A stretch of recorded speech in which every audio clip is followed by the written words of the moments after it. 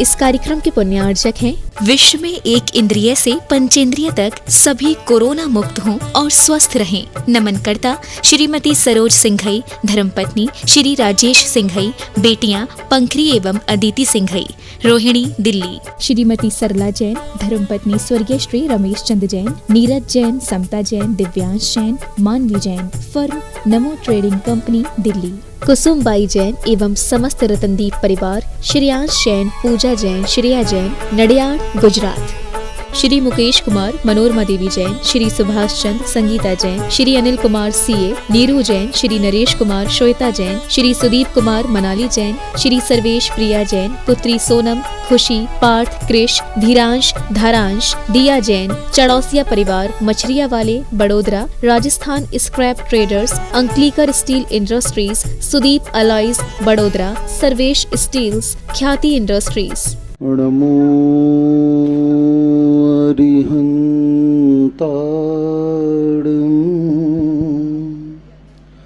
नमो सिद्धाड़ं,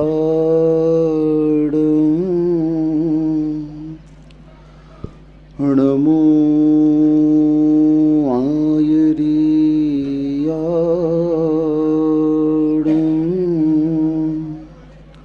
नमो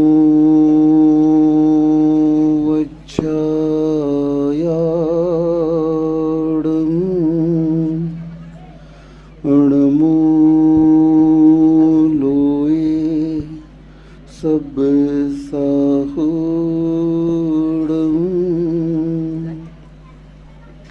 हाँ नित्य घटती आयु है पर पाप मति घटती नहीं, आई बुढ़ोती पर विषय से कामना हटती नहीं।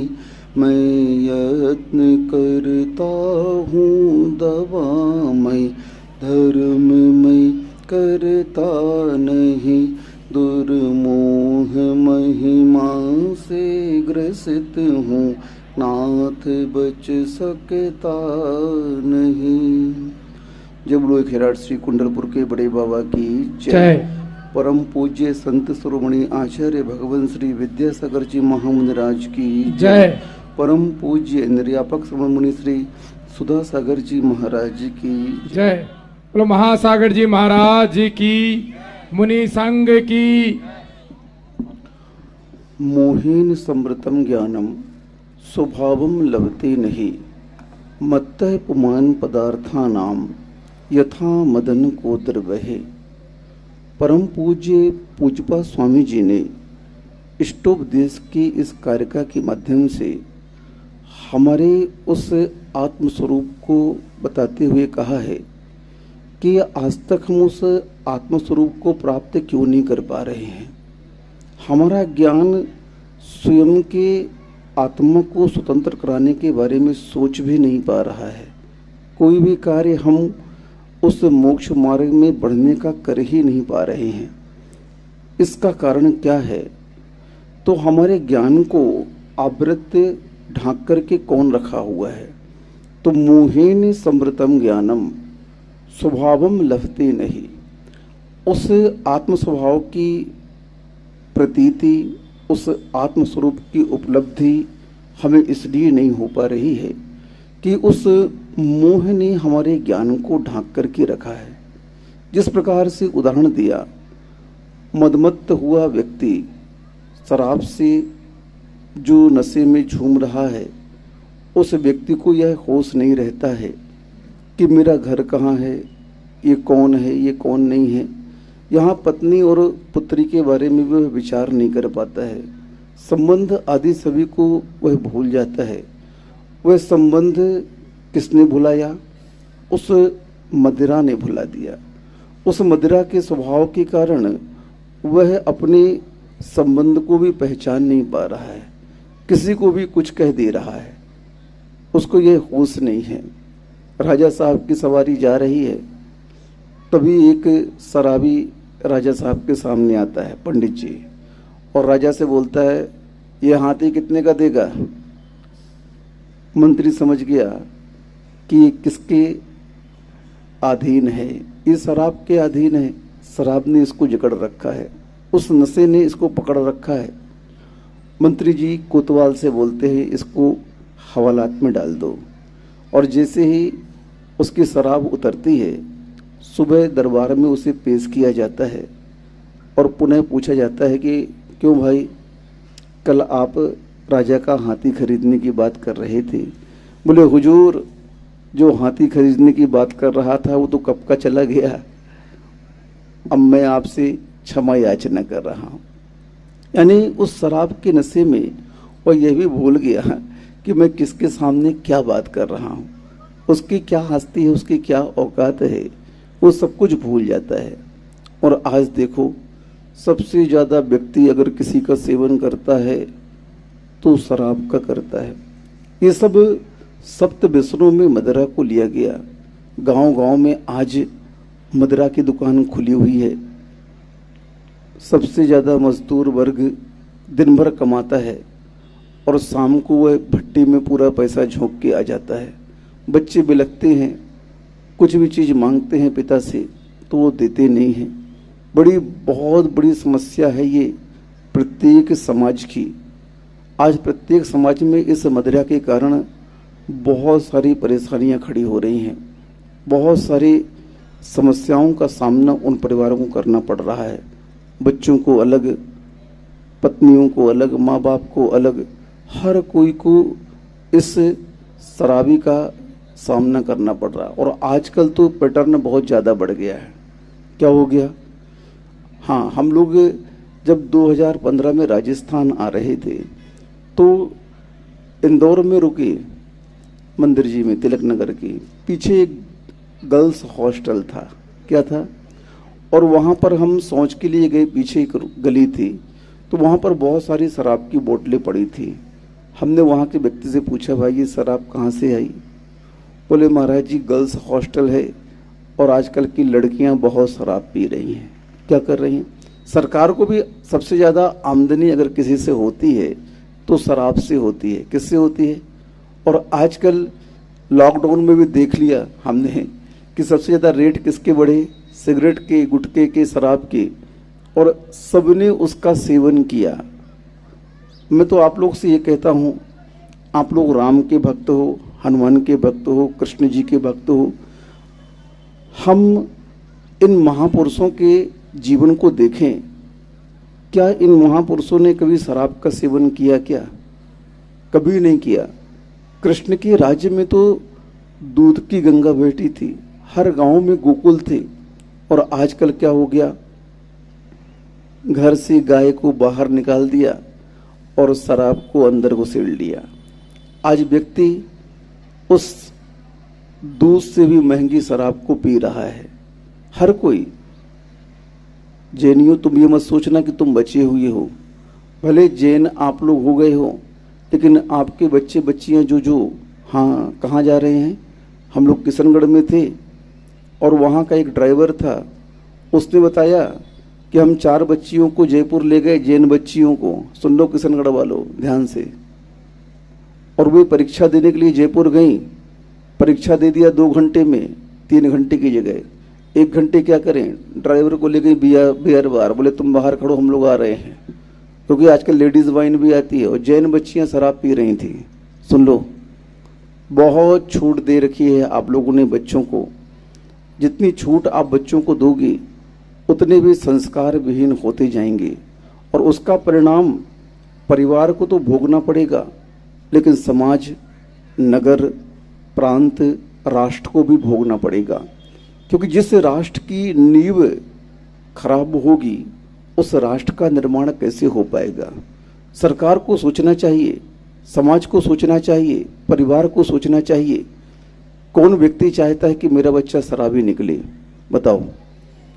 बड़े महाराज जी ने एक बार सुनाया कि एक व्यक्ति बहुत शराब पीता था और जब उसे छोड़ने के लिए कहा तो वो नहीं माना। तब महाराज ने उससे बोला, मुझे एक बात बताओ, तुम इतनी शराब पीते हो, शराब बहुत अच्छी है ना, क्या तुम अपनी बच्ची की शादी शराबी से करवाना चाहोगे क्या? बोलो। वह शराबी भी बोलता है कि नहीं, मैं अपनी बच्ची की शादी शराबी से नहीं कराऊंगा। जब तुम अपनी बच्ची उसको नहीं देना चाहते तो फिर अपने परिवार में इसका सेवन क्यों कर रहे हो? क्योंकि बच्चे जो देखते हैं उसका प्रभाव उनके जीवन में बहुत गहरा पड़ता है। बच्चों की कैचिंग पावर बहुत ज़्यादा होती है, वो हर चीज़ को बहुत पकड़ते हैं। बालक की प्रारंभिक पाठशाला परिवार कही गई है। उस परिवार में आप देख लीजिए, जैसा परिवार के माता पिता करते हैं उसी प्रकार का वह बच्चा उसको सीख लेता है। बच्चों को सिखाने की आवश्यकता कम होती है। परिवार की एक्टिविटीज़ को देखते हुए परिवार में जैसे भी बात करने का तरीका होता है, उठने बैठने का तरीका होता है, खान पान का तरीका होता है, ओढ़ने पहनने का तरीका होता है, वैसे ही बच्चे उस प्रकार के संस्कार को ग्रहण कर लेते हैं। परिवार के अनुसार ही बच्चों के ऊपर उस परिवार का संस्कार पड़ जाता है। गांव के बच्चे कई बार शहर में चले जाते हैं तो शहर का रंग उन पर चढ़ जाता है। उनके पहनने आदि के, उनके खाने पीने के स्टाइल, उनके बोलने की स्टाइल सब बदल जाती है। ये सब वातावरण का प्रभाव है। किसका प्रभाव है? और आज का वातावरण हर जगह का इतना प्रदूषित हो चुका है क्योंकि आज की जो शिक्षा प्रणाली है वह संस्कार की नहीं बची। आज की शिक्षा प्रणाली अर्थ प्रणाली हो गई है। हर बच्चे आज नौकर बनना चाहते हैं, कोई भी मालिक नहीं बनना चाहता है।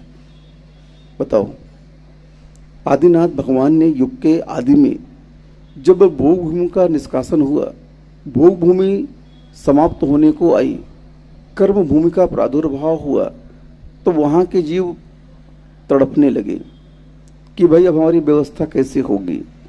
तब प्रथम तीर्थंकर आदिनाथ भगवान ने कुलकर का रूप लेकर के उन्हें असी मसी शिल्प विद्या वाणिज्य आदि का ज्ञान कराया। उन्होंने कभी भी किसी वर्ग को नौकरी करने के लिए मना किया। क्या किया? नौकरी नहीं करो, मजदूरी कर लो। मजदूरी नौकरी नहीं है। क्या नहीं है? हम गए तो गए, नहीं गए तो नहीं गए। नौकर बनना सबसे खतरनाक है, सबसे निम्न क्वालिटी का है। लेकिन आज पूरा नौकरवाद के ऊपर, सेना आदि को नौकरी नहीं कहा गया, वो तो सेवा कही गई है। सेना में जो भी सिपाही रहता है वह सेवा कर रहा है, देश की रक्षा कर रहा है। नौकर वह है जो हर महीने की तनख्वाह के अधीन है। हाँ हाँ, आप भी हो, उसमें कोई दो मत नहीं। पान ठेला खोल लो, हम तो बोलते हैं अपना स्वयं का बिजनेस कर लीजिए आप। हाँ, करना है, बिल्कुल करना है। मैं तो पक्ष में हूँ। किसके पक्ष में हूँ? हाँ, व्यापार के पक्ष में हूँ। आप ये मत बोलना, क्योंकि व्यापार करने वाला स्वतंत्र तो रहता है कम से कम। एक पान ठेला खोला हुआ है, एक चाय का ठेला खोला हुआ है, कम से कम मालिक तो है उस ठेले का। नौकर चाहे 1 करोड़ की नौकरी कर रहा हो, वो तो नौकर रहेगा। NRI जितने भी विदेश में पड़े हुए हैं, कल भी महाराज ने कहा था, कितना भी आप कुछ कर लो, 1 करोड़ का पैकेज हो आपका, आप क्या कहलाओगे? नौकर कहलाओगे। नौकर यानी नौकर, सीधी सी बात। हाँ, सर्वेंट इंग्लिश में बोलते हैं। क्या बोलते हैं? सर्वेंट। रहो नौकर, क्योंकि तुम्हारी जिंदगी में नौकरी ही लिखी है, दूसरे के अधीनता ही लिखी है। तुम मालिक बनने की योग्यता रखते नहीं हो। व्यक्ति अपने भविष्य का निर्माण स्वयं करता है। अगर उसका पुरुषार्थ समीचीन दिशाओं में हो तो वह कहाँ से कहाँ तक पहुँच सकता है। कोई भी व्यक्ति अपने पुरुषार्थ पर विश्वास नहीं करता है, इसलिए वह उसे नौकरी करनी पड़ती है।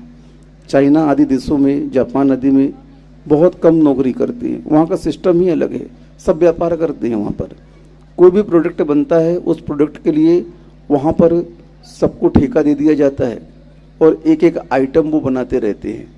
एक पेन बन रही है तो ढक्कन कहीं और बनेगा, उसकी बॉडी कहीं और बनेगी, लीड कहीं और बनेगी। हर चीज़ के जितने उस प्रोडक्ट के पार्ट होंगे, उस पार्ट का अलग अलग प्रोडक्शन होगा। वहाँ पर अलग अलग वो उस बनाते रहेंगे उसको, और एक जगह असेंबल कर देते हैं। वो चीज़ सस्ती पड़ जाती है, क्योंकि एक व्यक्ति को एक ही कार्य करना है। और यहाँ पर क्या है? सब आधारित है। तो कहने का ये है कि व्यक्ति आज कमा रहा है। आज की शिक्षा जो अर्थनीति पर आधारित हो गई है, उस शिक्षा के अधीन होकर के आज के बच्चे क्या कर रहे हैं? गांव में भी यही है। आप लोग गांव वाले यहाँ पर बैठे हुए हैं, दिन भर में 300-400 कमाया और फूंक दिया, कुछ भी बचा करके नहीं रखते हो आप लोग। सेविंग करना सीखो, शराब आदि का परित्याग करके उसको छोड़ करके आप लोग उस धन को अर्जन करिए। प्रत्येक गांव वाला, प्रत्येक परिवार करोड़पति बन सकता है। कैसे? एकता अगर हो आपके गांव में, परिवार में, तो आप करोड़पति बन सकते हो। प्रत्येक मजदूर को कम से कम 300-400 रुपये मिलता है। सुन रहे हो? क्यों माताओं, गांव वाले, मिलता है कि नहीं मिलता है इतना? अब एक घर में कम से कम 5-6 काम करने वाले होते हैं, होते कि नहीं होते? अब 5-6 काम करने वाले हैं, 5 मेंबर भी हैं अगर मान लो एक घर में, और 300 रुपये भी पर डे प्रतिदिन मिल रहा है आपको, तो 3 पचे 1500 रुपये मिल गया आपको। और महीने में उसको अगर कलेक्ट करते हैं तो 45,000 रुपये महीने होता है। कितना होता है? अब 45,000 रुपये महीने आपको मिल रहा है। आप खूब अच्छे से खर्चा करो तो 15,000 रुपये खर्चा होगा खाने पीने में, क्योंकि गांव में ज़्यादा दिखावा नहीं होता खान पान में। मोटा खाते हैं, मोटा पहनते हैं, आराम से 15,000 में पूरा खर्च निकल जाए। 30,000 रुपये महीने बचाओगे तो साल में 3,60,000 रुपये बच गए आपके। कितने बच गए? अब बताओ, 3,60,000 रुपये आप बचा सकते हो, लेकिन आपका पैसा कहाँ चला जा रहा है? शराब में चला जा रहा है, मांस खाने में चला जा रहा है, हिंसा में चला जा रहा है, शौक में चला जा रहा है। पता नहीं कितने शौक आपने पाल रखे हैं, गुटखा, तम्बाकू, बीड़ी, सिगरेट, सबके। अगर ये परिवार इस शौक को बंद करके, राम को मानते हो, अगर कृष्ण को मानते हो, दूध पियो ना, मावा खाओ ना, रबड़ी खाओ ना। शराब कितने रुपए लीटर आ रही है बताओ आप? 400-500 रुपये की एक बोतल आती है अंग्रेजी की, कम से कम। देसी पौआ 50-60 से कम नहीं आता होगा। अब मुझे तो पता नहीं, आप लोग बताओ कितने का आता है? क्यों भाई थानेदार साहब, कितने का आता है? 50 रुपये का कम से कम पौआ आता है। 200 रुपये लीटर शराब, देसी शराब हो गई है, बताओ। और दूध कितने रुपए लीटर हो गया? 50 रुपए लीटर दूध। अब 200 की दारू पियोगे तो अकेले पी जाओगे, और 200 का दूध लाके खीर बनाओगे घर में तो पूरे बच्चे मिठाई खाएंगे घर में। क्या खाएंगे? खीर खाएंगे। अब बताओ। और 200 की शराब पी के आ गए, दिन भर खुद का होश नहीं रहा, किससे लड़ाई की, किससे मारे पीट भी, थाना अलग गए, नाली में अलग पड़े रहे, कुत्ता अलग मूतता रहा, और पता नहीं क्या हो गया, कौन घर पहुंचाया, कहाँ रात गुजर गई, पता नहीं चला तुमको। पुनः सवेरे उठे, मुंह धोए, कुल्ला किए। हाँ, पाप का परिणाम हमेशा ऐसा ही होता है। पापी व्यक्ति हमेशा पूरी जिंदगी कर्जे में निकाल देता है। सरकार के ऊपर आधारित होकर के आप लोग हमेशा मोहताज रहते हो कि सरकार से मदद मिल जाए। जितना भी आप सरकार के अधीन रहोगे, 2 रुपए 5 रुपए किलो का अनाज खाओगे, कुछ नहीं होगा। आजकल तो वो भी देखने में आ रहा है, सरकार ने 2 रुपए किलो अनाज कर दिया, उसको बेच करके तुरंत बेच देते हैं आप लोग, और शराब की बोतल पी, आज की मजदूरी निकल गई, खा, बस। क्या हुआ? सूर्य अस्त, मजदूर मस्त। क्या हो गया? सूर्य अस्त हुआ, मजदूर ने पी अपनी शराब और मचा रहे हैं दंगा। इसका परिणाम क्या हो गया? पूरी जिंदगी आप मजदूर की निकाल देते हो, कभी मालिक नहीं बन पाते हो। अरे आप अगर एकता अपना लें, गांव वालों सुन रहे हो, आप लोगों के लिए बोल रहा हूं, आपके गांव में आया हूं प्रवचन। आज जेडीयू के लिए प्रवचन नहीं है, गांव वालों के लिए है। हाँ, अगर 5 मेंबर आप गांव में हो और प्रतिदिन आप 300-400 रुपये कमा रहे हो, 1500-2000 रुपये पर डे कमा रहे हो, एकता के साथ उस पैसे को एक जगह रखो, खर्च करो, महीने में 30-40 हज़ार रुपये बच जाएंगे आपके। साल में 4 लाख 5 लाख रुपये बचा सकते हो आप लोग। और इतना बचा करके स्वयं का व्यापार शुरू कर दो, फिर देखो क्या होता है तरक्की आपकी। प्रत्येक परिवार तरक्की कर सकता है अगर व्यसन मुक्त गांव हो जाए तो, परिवार हो जाए तो। ये व्यसन ही हमारे देश को आज पुनः उस गुलामियत की ओर ले जा रहा है। आज हमारा भारत स्वतंत्र हुए कितने साल हो गए? 70-75 साल हो गए। उसके बाद भी हम आज विकासशील देशों में आ रहे हैं, विकसित राष्ट्रों में हमारे भारत की गिनती ही नहीं आ रही है। आज विदेशों में देखो, जापान हिरोशिमा नागासाकी के ऊपर 1945 में द्वितीय वर्ल्ड वार में पूरा नष्ट कर दिया उसको, इतना नष्ट कर दिया कि कुछ पूछो नहीं। आज भी उस अणु बम का प्रभाव उस देश में देखा जाता है, लेकिन उस देश की जनता ने पुनः अपने बल पर अपने उस राष्ट्र को विश्व के मानचित्र पर खड़ा कर दिया, विकसित राष्ट्र के रूप में। आज जापान टेक्नोलॉजी में सबसे आगे है, जबकि अमेरिका में उस 1945 में उस पर बम गिराए थे। इतिहास गवाह है, पूरा पूरा राष्ट्र नष्ट कर दिया था वहाँ का। लेकिन वहाँ की जनता ने अपनी साहस के, अपने पुरुषार्थ के बल पर अपने राष्ट्र को विकसित राष्ट्र के रूप में खड़ा कर दिया, और उससे कई गुना आबादी हमारे भारत की है, और हमारा भारत आज विकसित राष्ट्रों की श्रेणी में आ रहा है। चल रहा है कछुए की चाल। विकास के नाम पर आज यहाँ क्या है विकास? पानी के लिए लोग तड़प रहे हैं, बिजली नहीं है, सड़कें नहीं है, सब अस्त व्यस्त जीवन है। सबसे ज़्यादा छिपी रोजगारी अगर कहीं है तो भारत में है। छिपी रोजगारी का अर्थ क्या होता है कि व्यक्ति एक कमा रहा है गांव में, घर में, और बाकी सब बैठे बैठे खा रहे हैं। एक मजदूरी करके चला आया और वो बैठे बैठे खा रहे हैं सब। मैंने पहले कहा, सब कमा रहे हो और सब बचा करके व्यसनों से अगर पैसे को इकट्ठा करते हो, क्योंकि भारत की रीढ़ गांव में बसती है, भारत का हृदय गांव में बसता है, क्योंकि भारत ग्रामीण क्षेत्रों का देश है, और ग्राम ही, नगर ही भारत का हृदय है, दिल है। और दिल ही खराब हो जाएगा तो फिर शरीर कैसे चलेगा? बताओ। आप लोग ही भारत की शक्ति हो। राष्ट्र की शक्ति गांव में बसती है, और गांव की शक्ति एकता में बसती है। और एकता कब होगी? जब हम मिलकर के कोई कार्य करेंगे। आज हम अपने ही स्वभाव को उन व्यसनों के अधीन करके, उन नशे के अधीन करके अपनी शक्ति को छीन कर रहे हैं, अपने शरीर को बर्बाद कर रहे हैं, बीमार कर रहे हैं। सबसे ज़्यादा रोगी आज गांव में पाए जाने लगे, जबकि गांव के लोग पहले बहुत स्वस्थ हुआ करते थे। इन शराब ने, इस मांसाहार ने व्यक्ति को बीमार कर दिया। आज प्रत्येक घर में मांसाहार हो रहा है। जिस घर में राम की फोटो, कृष्ण की फोटो, हनुमान जी की फोटो लगी हुई है, वहाँ भी मांस खा रहे हैं व्यक्ति। क्यों खा रहे हो भैया? आपसे पूछना है हमारा। हमारे महापुरुषों ने कभी भी जीव हिंसा नहीं की, किसी जीव को मारा नहीं, हमेशा उनकी रक्षा की। और हम उस कुल के होकर के हमारे आराध्य की आज्ञा की अवहेलना करते हुए हम आज मनमानी कर रहे हैं। याद रखना, कर्म सिद्धांत एक सा है।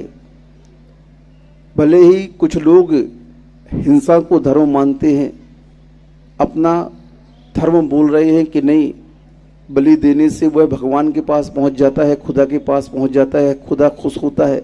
ये सब व्यर्थ की बातें हैं।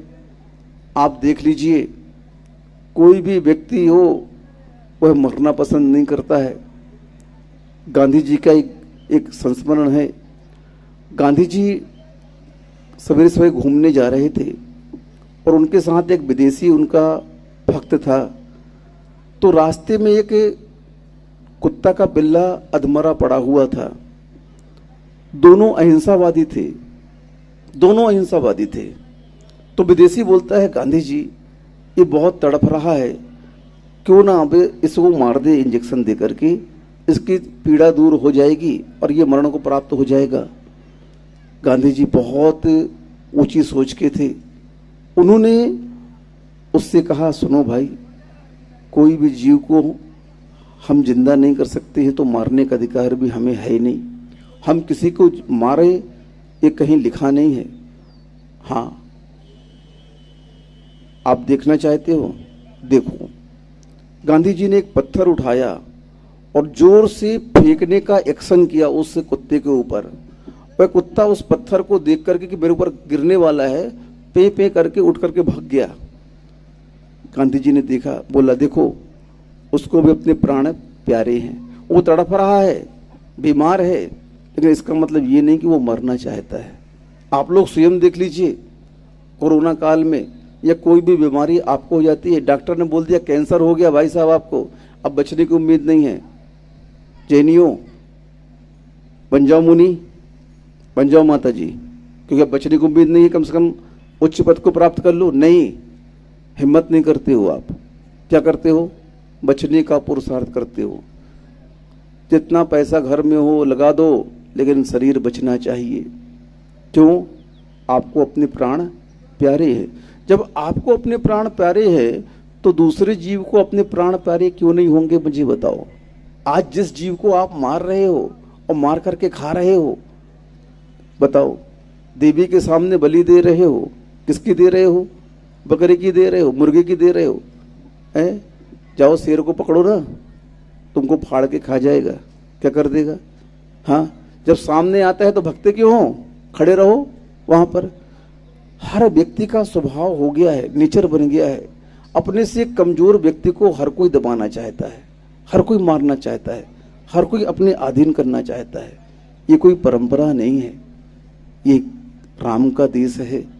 राम के देश में सभी को अपने स्वतंत्र जीवन जीने की स्वतंत्रता है। जब भारतीय संविधान में यह कह दिया गया है किसी भी संप्रदाय का व्यक्ति हो, अब बताओ भारत कितना उदार है कि हमारे भारत ने सभी धर्मों को अनेकता में एकता का संविधान विकसित किया।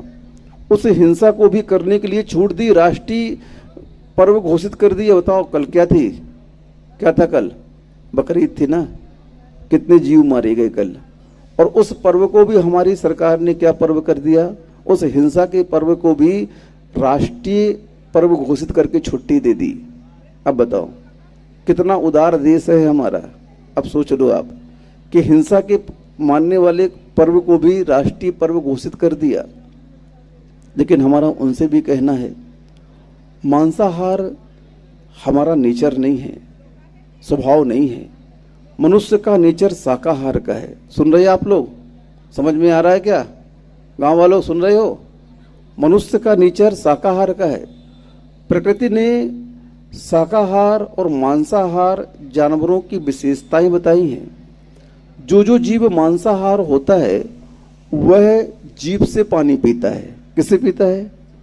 और जो शाकाहार होता है वह गुटक करके पीता है। कैसे पीता है? आप लोग कैसे पानी पीते हो? गुटक करके।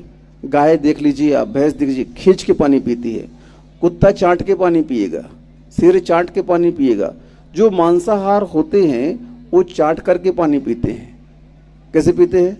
आप देख लेना कभी भी, कुत्ते को, शेर को, जो भी मांसाहार जीव हैं, सांप को देखना, जीभ निकालेगा पहले, फिर पानी पिएगा। ये प्रकृति ने प्रत्येक जीव की विशेषताएं बताई हैं और इस विशेषता के अनुसार मनुष्य शाकाहारी है। क्या है? और वास्तव में अगर देखा जाए तो प्रकृति की दृष्टि से सब कोई शाकाहारी ही है, कोई भी जीव मांसाहारी नहीं है। क्यों? शेर जब बच्चा देता है तो क्या सीधे मांस खिलाता है कि अपने बच्चों को? मुझे बताओ क्या खिलाता है? शेरनी दूध पिलाती है, नहीं पिलाती क्या? प्रत्येक जीव अपने बच्चे को जन्म देने के बाद में क्या करते हैं? दूध पिलाते हैं। तो इससे क्या सिद्ध होता है कि प्रत्येक जीव बचपन से शाकाहारी ही है। मांसाहार तो उसकी मजबूरी है। क्या है? मजबूरी है, क्योंकि उनके पास कोई साधन नहीं है, जंगल में है, क्या खाएं क्या ना खाएं, तो उनको मांस खाना पड़ता है। लेकिन आप लोगों के पास तो कोई मजबूरी नहीं है। हिंसा को धर्म क्यों मना रहे हो? चलो ठीक है, अगर कोई कौम ये कहती है कि हम मांसाहार हैं, हमारे धर्म में मांसाहार को हे माना, उपादेय माना है, यानी स्वीकार किया है, तो ठीक है, आज बंटवारा हो जाए। क्या हो जाए? सुन रहे हो? मांसाहार खाने वालों, बड़े महाराज जी ने भी एक संस्मरण सुनाया था। अशोकनगर में एक पढ़े लिखे मुसलमान थे, बहुत पढ़े लिखे थे, वकील थे वो। तो वो महाराज जी के प्रवचन सुनते थे घर में बैठे बैठे। तो एक बार वो महाराज जी से मिलने आए और उनकी बात शाकाहार और मांसाहार को लेकर के चल रही थी। तो महाराज जी ने कहा कि एक काम करो, तुम अपने आप को मांसाहारी मानते हो, आपका धर्म मांसाहार को स्वीकार करता है, तो ठीक है, शाकाहार हमारा धर्म हो गया और मांसाहार तुम्हारा धर्म हो गया। तो तुमको आज से नियम लेना है कि तुम शाकाहारी चीज बिल्कुल नहीं खाओगे। सुन रहे हो? हमारी चीज आप बिल्कुल नहीं खाएंगे, आप खाली मांस ही मांस खाएंगे। पॉसिबल है क्या? संभव ही नहीं है। एक दिन खा लोगे, 2 दिन खा लोगे, उस मांस को खाने का परिणाम क्या होगा? तुम मरण को प्राप्त हो जाओगे। शाकाहार के बिना वो मांस भी अंदर नहीं जाएगा तेरे। क्या? बिना चावल दाल के, बिना रोटी के वो मांस भी निगल नहीं पाएगा तू अपने अंदर। वो तो तुझे खाना पड़ेगा। शाकाहार मूल आधार है। हाँ, मूल आधार है। जितने भी महापुरुष हुए, जितने भी विवेकशील व्यक्ति हुए, ज्ञानी हुए, जिनको थोड़ा भी समझ है कि व्यक्ति मांस को हे मानेगा। आप लोगों को जिस प्रकार से रोग होता है, टीबी, कैंसर, जो कुछ भी रोग मनुष्य को होता है, सारे के सारे रोग पशुओं को भी होते हैं। आप पशु के डॉक्टर से पूछ लेना, वो खुद बताएगा कि पशुओं को भी रोग होता है कि नहीं होता है। उन पशुओं को भी सब रोग होता है। अभी बर्ड फ्लू चला था, मैड काऊ चला था विदेशों में। ये क्या है? ये सब मांसाहार का परिणाम है। हाँ, विदेशों में गायों को तंदुरुस्त बनाने के लिए, उनसे ज़्यादा दूध निकालने के लिए उनके आहार में मांस किसकर देने लगे वो, डेनमार्क वगैरह में, कि वहाँ पर हम इनको मांस देंगे तो ये पुष्ट होंगे और दूध ज़्यादा होगा। परिणाम देखिए, वो गाय पागल होने लगी। क्या होने लगी? क्योंकि उसका नेचर ही नहीं है उसको खाने का। उसे आप दे रहे हो तो परिणाम क्या होगा? मैड काऊ के नाम से बीमारियां हो गई उनको। गाय पागल होने लगी थी वहाँ की। बंद किया गया वो आहार उनको देना, तब जाकर के वो बची। हाँ, आज जिन गायों को हम काटने कट्टी खाना भेज रहे हैं, उन गायों का दुष्परिणाम ही यह हो रहा है। आज प्रकृति में जितना भी परिवर्तन हो रहा है, ये तुम्हारी बदसलूकी का परिणाम है। हमने प्रकृति को इतना बर्बाद किया, प्रकृति का इतना दोहन किया कि आज प्रकृति हमसे बदला ले रही है। विभिन्न प्रकार की बीमारियों के रूप में आज हमारे ऊपर प्रकोप हो रहे हैं। वर्षाएं नहीं हो रही हैं, हर चीज़ आज प्रतिकूल चल रही है। क्यों चल रही है? इसका जिम्मेदार हम स्वयं हैं। हाँ, हमने जंगल के जंगल काट दिए पूरे, हमने अपने घर से गायों को निकाल दिया। अब बताओ आप, आज इतने बड़े विश्व में, भारत में, इतना बड़ा देश है भारत, जिसकी जनसंख्या कितनी है? 700 अरब जनसंख्या जिसकी कही गई है। 700 करोड़ जनसंख्या है भारत की। अब 700 करोड़ जनसंख्या के लिए दूध कितना चाहिए? आज पूरी भारत की जितनी जनसंख्या है उसका मात्र 40% दूध का उत्पादन पूरे भारत में हो रहा है। सुनो आप लोग, थोड़ा पढ़ा करो, मोबाइल देखते हो, टीवी, दिन भर नेट आपके हाथ में रहता है। पिक्चर देख करके, अश्लील फोटो देख करके आप लोग फेसबुक में पूरा समय, पूरा नेट खा लेते हो। सर्च करिए आप थोड़ा सा इस चीज़ को। गांव में बहुत पढ़े लिखे हो गए हो आप लोग, कि कितना हमारे भारत में दूध का उत्पादन हो रहा है। कुल 40% दूध का उत्पादन हो रहा है आपके पूरे भारतवर्ष में, और 100% दूध सप्लाई हो रहा है। 60% नकली दूध आ रहा है। क्या आ रहा है? बच्चों सुनो ध्यान से, पढ़े लिखे हो, समझो, समझने का पुरुषार्थ करो। आज थोड़ा सा आपके पुण्य से हम आपके लिए बोल रहे हैं। सोचो थोड़ा सा कि आज हमने गायों को कट्टी खाने भेज दिया। एक गौ माता में 33.5 करोड़ देवी देवताओं का वास होता है। सुन रहे हो? गौ माता की जय बोलने वालों, ध्यान से सुनो। 33.5 करोड़ देवी देवताओं का वास जिस गौ माता में है, उस गौ माता को आप थोड़ी सी दूध देना बंद की और सीधे आप उस मुसलमानों के हाथ बेच देते हो जो कट्टी खाना खोले हुए हैं। वो 500-700 में, 1000 रुपये में गाय ले जा करके उसे काट देते हैं। अब बताओ क्या हुआ? हमने अपने भगवान का खून अपने हाथ से करवा दिया। क्या करवा दिया? 33.5 करोड़ देवी देवताओं का वास, गौ माता प्रतिदिन पांव पड़ रहे हैं उसके हम, और उसके बाद उसे बेच रहे हैं कहाँ? कट्टी खाने में। अब बताओ तुम्हारा परिणाम क्या होगा? पहले कह चुका हूं, कर्म सिद्धांत किसी का मित्र नहीं है और न किसी का शत्रु है। तुम जैसा करोगे वैसा परिणाम तुमको भोगना पड़ेगा। याद रखना, कर्म किसी को छोड़ने वाला नहीं है। कर्म न हिंदू देखता है, न मुसलमान देखता है, न जैन देखता है, न सिख ईसाई, कुछ नहीं देखता है। वो तो कर्म देखता है तुमने कैसा कर्म किया और उस कर्म का परिणाम वह फल के रूप में तुम्हें देता है। आज तुम्हें गरीब बना रहा है कर्म, लंगड़े लूले बना रहा है, मजदूर बना रहा है, दरिद्र बना रहा है, भिखारी बना रहा है, कुरूप बना रहा है, ये सब कर्म बना रहा है। और क्यों बना रहा है? क्योंकि हमने पूर्व में ऐसे पाप किए थे, उस पाप का फल आज वो तुम्हें इस रूप में दे रहा है, याद रखना। और अभी भी नहीं सुधरे, नहीं संभले तो कर्म आगे भी माफ करने वाला नहीं है, क्योंकि जैसा आप करोगे वैसा कर्म आपको फल देगा, नियम है। आप उस जीव को मार रहे हो आज, कर्म बोलेगा कल तुम बकरा बनोगे और वह कल तुम्हें मारेगा। सीधी सी बात है। आज तुमने उसे खाया, कल तुम उसी स्थान पर आओगे और वह तुम्हारे स्थान पर आएगा और तुम्हें खाएगा। कर्म सिद्धांत यही कहता है। इसीलिए भारतीय संस्कृति जो अध्यात्म की संस्कृति है, भारत राष्ट्र अध्यात्म का राष्ट्र है। भारत देश ऋषि मुनियों का देश है। किसी भी देश में अवतारी पुरुष नहीं हुए, जितने भी अवतार हुए सब भारत में हुए। कहाँ हुए? विदेशों में आज तक कोई अवतार नहीं हुआ, सब अवतार भारत में हुए।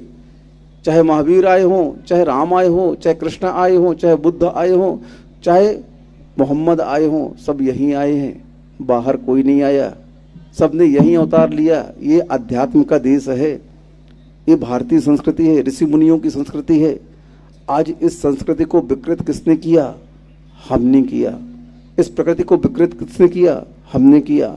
अपने स्वभाव को विकृत किसने किया? हमने किया। कोई भी संप्रदाय का व्यक्ति हो, मुझे इससे मतलब नहीं है। हाँ, और आजकल हायर सोसाइटी तो और ज़्यादा विकृत कर रही है समाज को। जितनी हायर सोसाइटी बढ़ती जा रही है उतना ही परिवार आज बिगड़ता जा रहा है। उतने ही परिवार में आज महिलाएं हों चाहे पुरुष उस मांसाहार और उस शराब आदि को, किटी पार्टी के माध्यम से जुआ आदि को प्रोत्साहन दे रहे हैं। याद रखना, तुम्हें ये कुल बाद में मिलेगा नहीं, तुम्हें ये मनुष्य पर्याय मिलेगी नहीं। कीड़े मकोड़ों के जैसे बिलबिलाओगे, लोग तुम्हें अपने पाँव के नीचे कुचल कर निकल जाएंगे और तुम्हें होश नहीं रहेगा, क्योंकि तुमने भी उन्हें मारा है। इसीलिए हमें अपने कर्म सिद्धांत को समझना चाहिए, अपने नेचर को बदलने का पुरुषार्थ करना चाहिए। धर्म और कोई वस्तु नहीं है। मंदिर में घंटा बजाने का नाम धर्म नहीं है, सवा मणि खिलाने का नाम धर्म नहीं है। जीव रक्षा का नाम धर्म है, दया का नाम धर्म है। बहुत भंडारा करवा दिए, अपने आप को धार्मिक मान रहे हो, नहीं, कोई धर्म नहीं है ये। धर्म तो कब होगा? जब आप उस असहाय निरीह मूक प्राणियों के प्रति दया रखोगे, जब आप गरीब के प्रति दया रखोगे, अभावग्रस्त जीव के प्रति आपके अंदर उसे कुछ देने के भाव होंगे, तब आपके अंदर धर्म का उद्घाटन होगा। हम बहुत मंदिर मस्जिद को पूज रहे हैं, बहुत हम धार्मिक अनुष्ठान क्रियाओं को कर रहे हैं, उसका फल कब मिलेगा? मात्र अनुष्ठान करने से फल नहीं मिलता है। फल तो मिलेगा परिणामों को बदलने से। किसके बदलने से? हम खूब संत महात्मा का भेष धारण कर लें, लेकिन परिणाम अगर अच्छे नहीं हैं तो रावण को देख लो, क्या किया उसने। परिणाम बुरे थे और भेष था संत का। साधु का भेष बनाकर के सीता को हरण करके ले गया। क्या किया? भेष तो कोई भी हो, मूल तो परिणाम होते हैं। परिणामों के बिगड़ते ही सारे की सारी क्रियाएं बिगड़ जाती हैं, सारे के सारे रिजल्ट बिगड़ जाते हैं। और हमारे आज सबसे ज़्यादा बिगड़ा हुआ अगर कुछ है व्यक्ति के पास तो स्वयं का परिणाम है, स्वयं की भावनाएं हैं। आज व्यक्ति भावनाओं से इतना दरिद्र हो गया है, इतना गिर गया है कि आज उसके अंदर दया ही नहीं बची है। क्योंकि आज जो पशुओं का कम होना, गौ माताओं को कट्टी खाने भेजना, ये सब बता रहा है कि हम बिल्कुल निर्दयी हो चुके हैं। दया हमारे अंदर समाप्त हो चुकी है। जिस गांव में गोकुल हुआ करते थे, अब गाय देखने को ही नहीं मिल रही है। इनकी नस्ल भी बिगड़ती जा रही है। भारत से कुछ गायें कटने के लिए ब्राजील गई। कहाँ गई?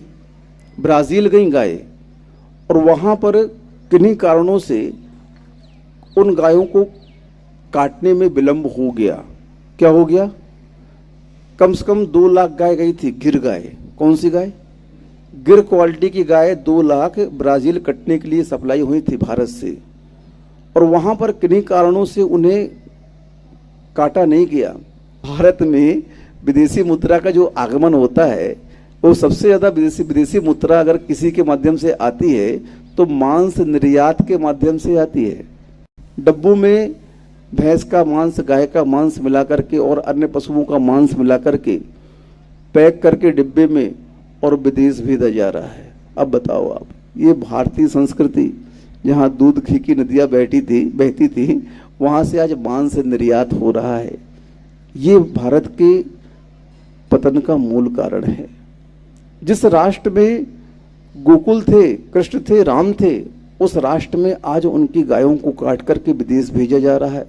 ये कैसी नीति है सरकार की, और कैसी जनता है जो सो रही है आज तक? बताओ, उन्हें यही नहीं मालूम कि भारत से कितना मांस निर्यात प्रतिदिन हो रहा है। भारत में 10 लाख गाय प्रतिदिन कट रही हैं। सुन रहे हो भारतवासियों? सुनाई दे रहा है? समझ में आ रहा है? प्रतिदिन 10 लाख गाय काटी जा रही हैं कट्टी खानों में। बड़े बड़े आज कत्ल खाने, ऐसे यांत्रिक कत्ल खाने बन गए हैं। लाखों गाय खड़ी कर दी जाती हैं और एक बार में उन्हें काट दिया जाता है। इतने यंत्र चल गए हैं, उस यंत्र के माध्यम से धड़ाधड़ काटे जा रहे हैं।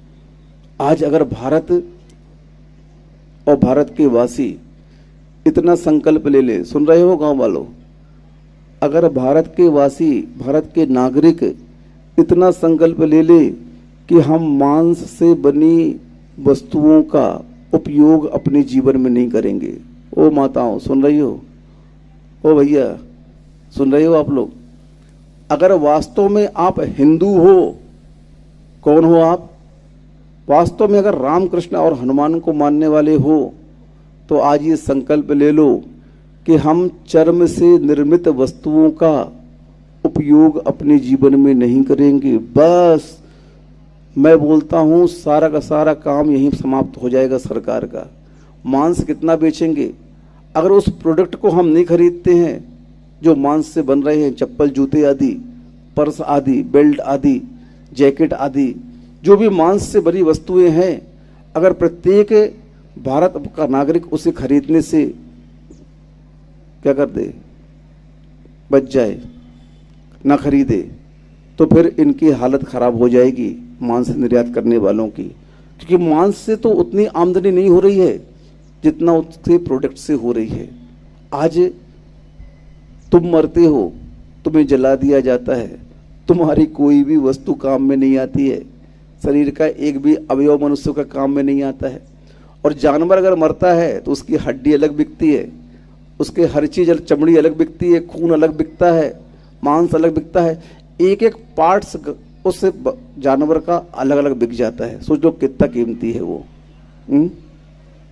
और आप कितने कीमती हो? कुछ नहीं, बस थोड़ी सी राख, थोड़ी सी हड्डी, वो जलाने के बाद कोई देखने नहीं जाता तुमको। आपसे कीमती तो पशु है। कौन है? पशु है। हाँ, कम से कम मरने के बाद उसकी पन्ही तो बन जाती है, कपड़े तो बन जाते हैं, जूते तो बन जाते हैं, बेल्ट बन जाते हैं। तुम्हारे मरने के बाद तुम्हारा कुछ नहीं बनता। कितने गिरे हुए हो, और गिर गए उसमें भी कि उस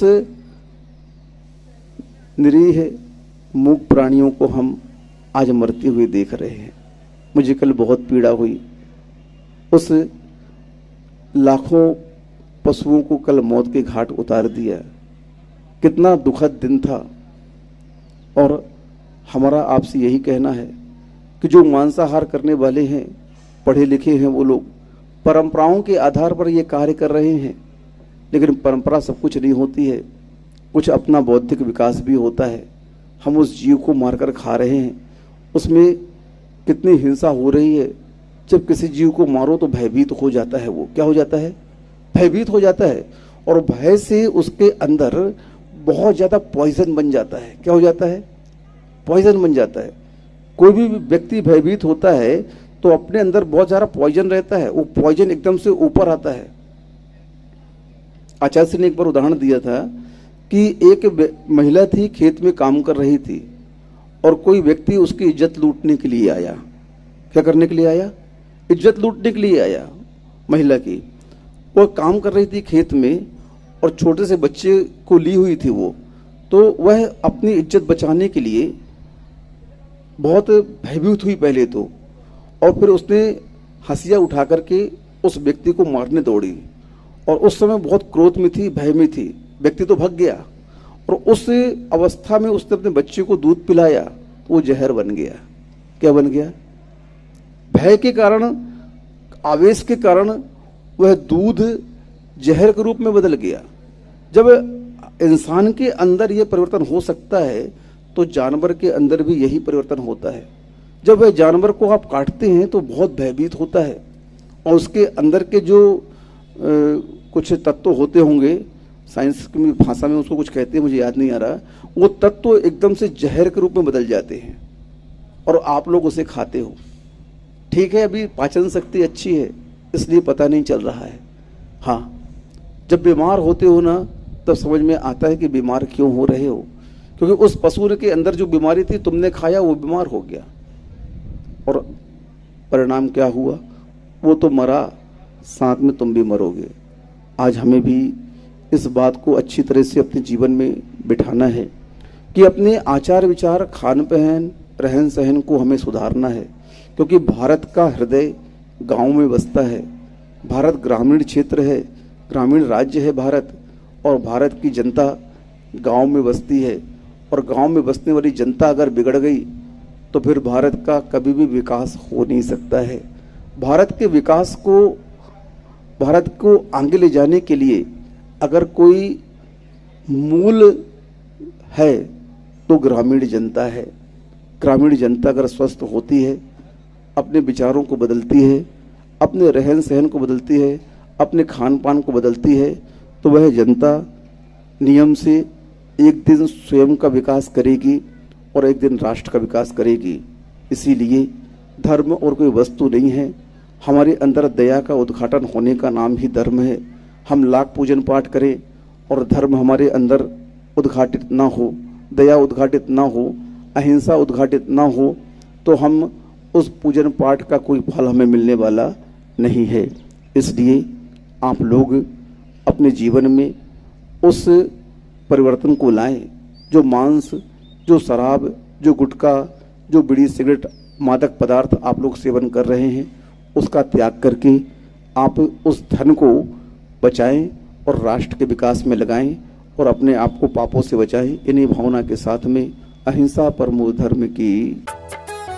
इस कार्यक्रम के पुण्यार्चक थे विश्व में एक इंद्रिय से पंचेंद्रिय तक सभी कोरोना मुक्त हों और स्वस्थ रहें। नमन करता श्रीमती सरोज सिंघई, धर्मपत्नी श्री राजेश सिंघई, बेटियां पंखरी एवं अदिति सिंघई, रोहिणी दिल्ली। श्रीमती सरला जैन, धर्मपत्नी स्वर्गीय श्री रमेश चंद्र जैन, नीरज जैन, समता जैन, दिव्यांश जैन, मानवी जैन। फर्म नमो ट्रेडिंग कंपनी, दिल्ली। कुसुमबाई जैन एवं समस्त रतनदीप परिवार, श्रेयांश जैन, पूजा जैन, श्रेया जैन, नडियाड, गुजरात।